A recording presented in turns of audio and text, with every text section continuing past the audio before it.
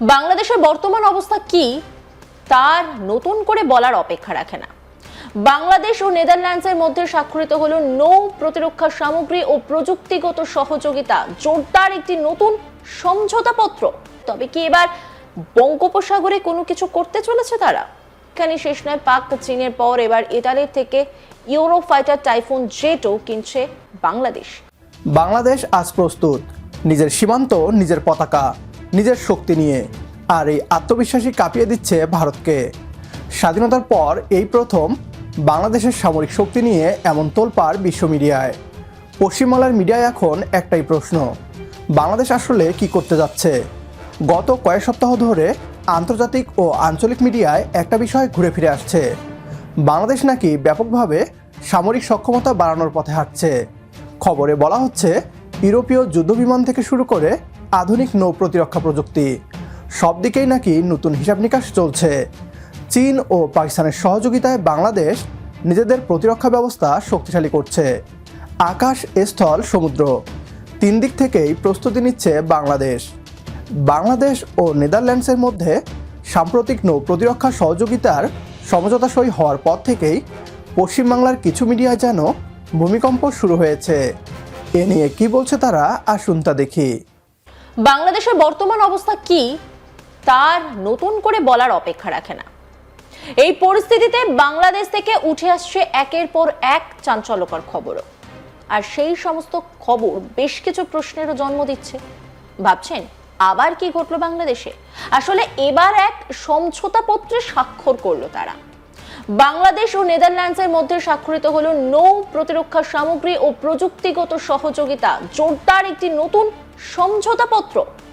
বৃহস্পতিবার ঢাকা সেনানিবাসে সশস্ত্র বাহিনী বিভাগের তত্ত্বাবধানে আয়োজিত এক অনুষ্ঠানে সমঝোতাপত্রে সই করেন দুই দেশের শীর্ষ কর্মকর্তারা।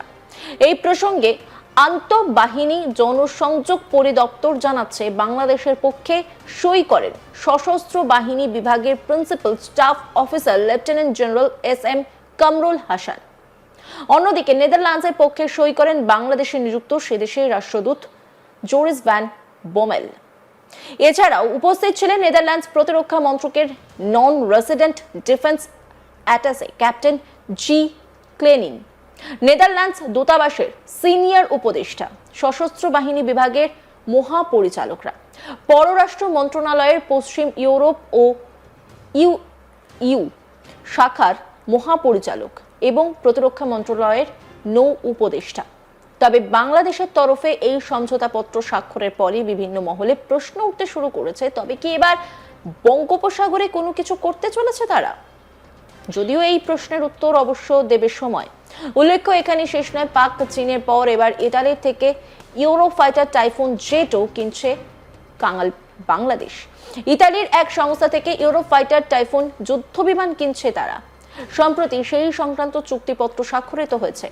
এই নিয়ে বাংলাদেশ বিমান বাহিনীর ফেসবুক পেজে পোস্ট করা হয়।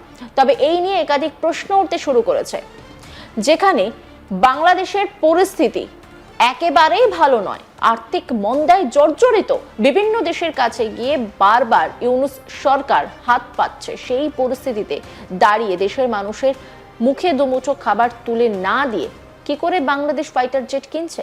তাহলে কি পিছন থেকে কোনো শক্তিধর দেশ তাদের সাহায্য করছে? করলে পাকিস্তান করত, তবে বর্তমানে পাকিস্তানি দুয়ারে দুয়ারে হাত পাচ্ছে। তারা বাংলাদেশকে সাহায্য করার মতো জায়গায় নেই, আর চীনও বর্তমানে নিজেদের একটু গুটিয়ে রেখেছে। তাহলে বাংলাদেশকে ফাইটার জেট কেনার জন্য কে হেল্প করছে?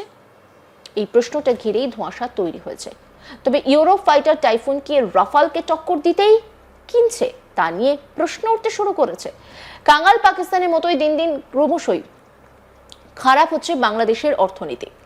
এই কঠিন পরিস্থিতির মধ্যে ইউরোপীয় দেশ থেকে ফাইটার জেট কেনার চুক্তি সেরে ফেলল বাংলাদেশি বায়ুসেনা। বাংলাদেশের সংবাদ মাধ্যম সূত্রে জানা গেছে, ইতালি থেকে যুদ্ধ বিমান কিনতে চলেছে বাংলাদেশের বায়ুসেনা। সম্প্রতি সেই সংক্রান্ত আগ্রহপত্র স্বাক্ষরিত হয়। বাংলাদেশের সামরিক শক্তি বৃদ্ধি কিছুতেই মানতে পারছে না ভারত, আর তাই প্রতিনিয়ত প্রোপাগান্ডা ছড়াচ্ছে বাংলাদেশকে নিয়ে। তারা বলছে বাংলাদেশের অর্থনীতি নাকি খারাপ অবস্থার দিকে। প্রকৃত সত্য হচ্ছে বাংলাদেশের অর্থনীতির অবস্থা জ্যামিতিক হারে বৃদ্ধি পাচ্ছে। বাংলাদেশ ও নেদারল্যান্ডসের চুক্তির পর ভারত সবচেয়ে বেশি ভয় পাচ্ছে বঙ্গোপসাগরে বাংলাদেশের আধিপত্য বৃদ্ধি পাওয়া নিয়ে। আজ বাংলাদেশ কারো দিকে তাকিয়ে থাকে না, নিজের সিদ্ধান্ত নিজেই নেয়। আর সে কারণেই বাংলাদেশের অগ্রগতি দেখলে কারো কারো অস্বস্তি হবেই। একটা জিনিস পরিষ্কার করে বলতে চাই, একটা স্বাধীন ও সার্বভৌমত্ব দেশ যদি নিজেরা নিরাপত্তা জোরদার করে তাহলে এটা খুব স্বাভাবিক, অন্যদের চিন্তার কারণ নেই। ভারতীয় চোখ রাঙানিকে উপেক্ষা করে ডক্টর মোহাম্মদ ইউনূসের হাত ধরে এভাবেই বৃদ্ধি করা হোক বাংলাদেশের সামরিক শক্তি। একমত হলে কমেন্ট বক্সে ইয়েস লিখে জানিয়ে দিন আমাদের। সেই সাথে ভিডিও শেয়ার করে দেখার সুযোগ করে দিন আপনার বন্ধুদের। পরবর্তী ভিডিও দেখার আমন্ত্রণ জানিয়ে বিদায় নিচ্ছি আজ। আল্লাহ হাফেজ।